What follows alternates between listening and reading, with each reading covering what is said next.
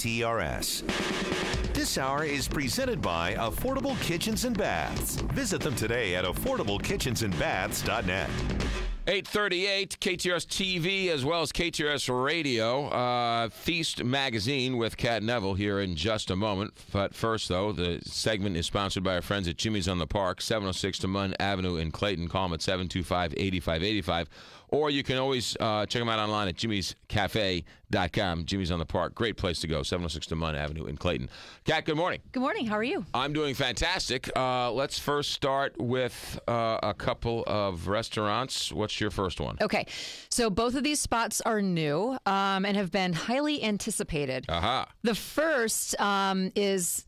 So many people love the block in Webster Groves, and the original location is 146 West Lockwood, right there kind of in the middle of Old Webster. It's such a cute restaurant, and they kind of specialize in, in great cuts of meat. Right, beef. Know your cuts of meat. Right. And so they just debuted a second location in the Central West End at 33 North Sarah, which is it's a very high visibility spot. It's had some really fantastic restaurants in it before, and so Mark Del Pietro went in and kind of redid the spot, kind of kept the bones of it, but kind of redesigned it so that it's spare and it feels very masculine. It's very attractive, and what he's done is he has brought a lot of the items from the original location of the block, like the potted pig.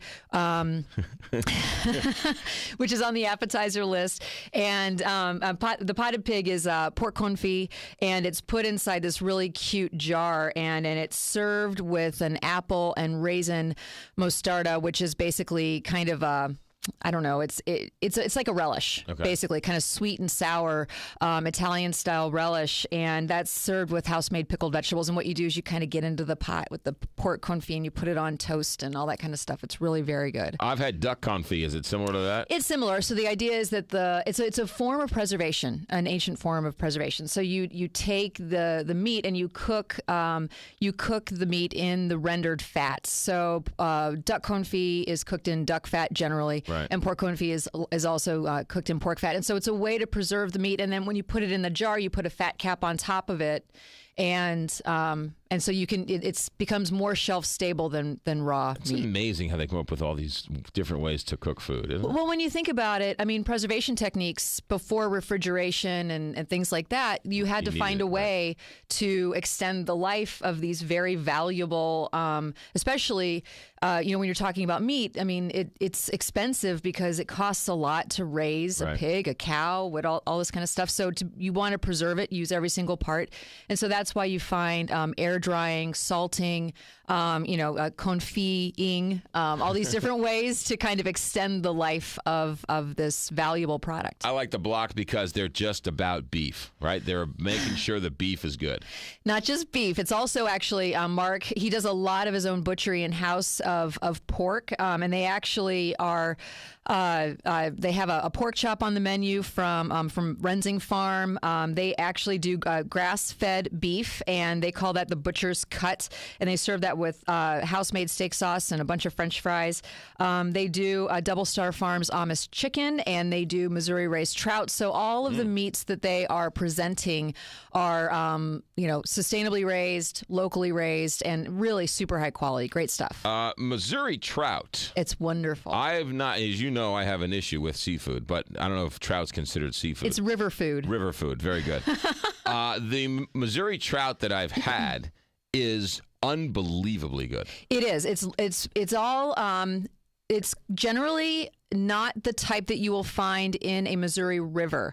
The type that is farmed is, I believe, it is a rainbow trout, and I'm saying this just off the top of my head, but it's farmed in cold water, like cold, clear water. What is so great about Missouri is we have all of these natural springs that feed into our river systems, and so the like Troutdale Farms and things like that. They're located where all of these natural springs in our rivers are flowing, and so they can raise these fish in these kind of pristine conditions and give them directly to farmers markets and shops and chefs and things like that. And so it's wonderful. And the way that Mark cooks it, it's very traditional. It's just cornmeal dusted and pan fried, and then he serves it with green beans and a little bit of a parsnip puree. And it's he also has an herb butter that he serves alongside. It's terrific. The Block now opened up a second location, 33 North Sarah, 146 Lockwood in Webster Groves, going well. And now The Block opens up on Sarah, 33 North Sarah in the Central West End. Yes. What's number 2? Number 2, I brought you a treat this morning. It's La Patisserie Chouquette, and it just opened up yesterday in Botanical Heights, and it is Chef Simone's brand new French-style, wonderful high-end bakery. I'm so excited. It really brings something very special to the St. Louis kind of pastry scene. The address is 1626 Tower Grove Avenue, kind of between Van Deventer and the Grove and the Botanical Gardens. And so if you know where Elia and Olio are, it's right there. It's right there, sort of right, you're a stone's throw from the Botanical Garden. Yes, absolutely. And so what she's doing is she is bringing truly European-style, French-style pastries to the city, and they're amazing. What I brought you today are macaroons, and it's just they're these wonderful little kind of jewels of these. It's meringue that is flavored, and it's cooked in a little puff, and then you put the pastry cream that's flavored inside, and the flavors that she has are vanilla, dark chocolate. There's a passion fruit, Earl Grey tea, which is wonderful, and matcha, which is a green tea that she has a little bit of sesame seeds on top of it. There are cupcakes and cookies that are available, different kinds of muffins, of course, but then beautiful high-end French-style pastries, which I'm going to butcher the word, but it's a Paris Brest or Paris Brest or whatever. Saying breast doesn't butcher anything. It's fine. Oh, good God. Anyway, I'm blushing. It's shaped like a bicycle wheel because it's actually named after this bicycle race between those two towns in France. Okay. And so it's a choux pastry that's in a wheel shape, and it's filled with this hazelnut chocolate cream. It's absolutely heavenly. It's wonderful. You've got to try it. Right. And she also has choux pastry that's filled with with like a mango and passion fruit cream. She has the tiny chouquette, which are these little puff pastries that is topped with this kind of crunchy sugar, like a raw sugar and little bits of dark chocolate. And then she has cannelé, which she's the only person that I'm aware of in St. Louis that is making cannelé right now. It's a very traditional French pastry that is deceptively simple. It's very brown on the outside, and it's tall and rather thin, and it's kind of fluted, kind of like when you look at a bundt cake. Okay. Has kind of those flutes on the side. Yeah. And it is made with this very dense, very moist dough, and it's cooked at a high heat, so it crisps on the outside, but on the inside it retains kind of this airy, moist, dense character, and it is absolutely wonderful. With What's like that called? It's called cannelé. Cannelé. Yes, and so I know that you have shot. Excuse me, got a cold. He shot some video, and we also did a video of Simone, an interview with Simone, kind of talking about the concept. So it's on feaststl.com. Our videographer, Hannah Radcliffe, put this together. We just uploaded it a couple days ago, and it kind of gives you a behind-the-scenes look at what her concept was. She's also doing these stiletto shoes in cake and handbags in cake, and she'll do couture wedding cakes to order. And I mean, the work that she does is absolutely of the highest quality and gorgeous, and I'm I'm very, very excited that she's She open. was the pastry chef where? At the Ritz. At the Ritz. Mm-hmm. So she's left that. She's on her own. We should say that little corner is becoming a little bit of a hot corner with that other wine bar right next door. Yes, Olio is the wine bar, Elia is the restaurant, and they're kind of like right there, clustered right there together. Right. And there's also a school, that Montessori school right there that they just reclaimed that building. Exactly right. It's literally, you can see the botanical garden from the front door. Yes. And that spot used to be Tower Grove Hardware. Yeah. Where they had like one screw and one hammer.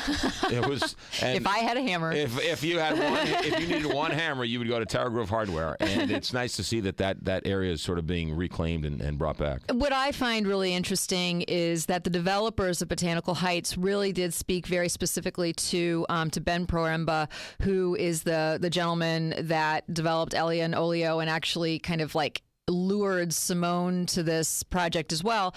They knew that by having something really that it would be a destination, a culinary destination, you're bringing people from not just having like a neighborhood like diner, but you're bringing people who would never necessarily go to this part of the city. You're bringing them there. You're showing them what this part of the city is. I mean, when you look at the revitalization of North St. Louis, when you look at the revitalization of even like places like Ferguson in North County, it is these kind of culinary businesses that not only help to create a sense of community because it's a gathering spot for people that live there, but also it gets people that would never necessarily go to downtown Ferguson. Now they're heading there to go to Cose Dolce, which is another fantastic bakery. What's the name of this place now? La Patisserie Chouquette. La Patisserie Chouquette. Yes. All right. And that's at 1626 Tower Grove Avenue. Yes. And then we've got the block, two locations now, one in Webster Groves on Lockwood and the other one 33 North Sarah, the block. And then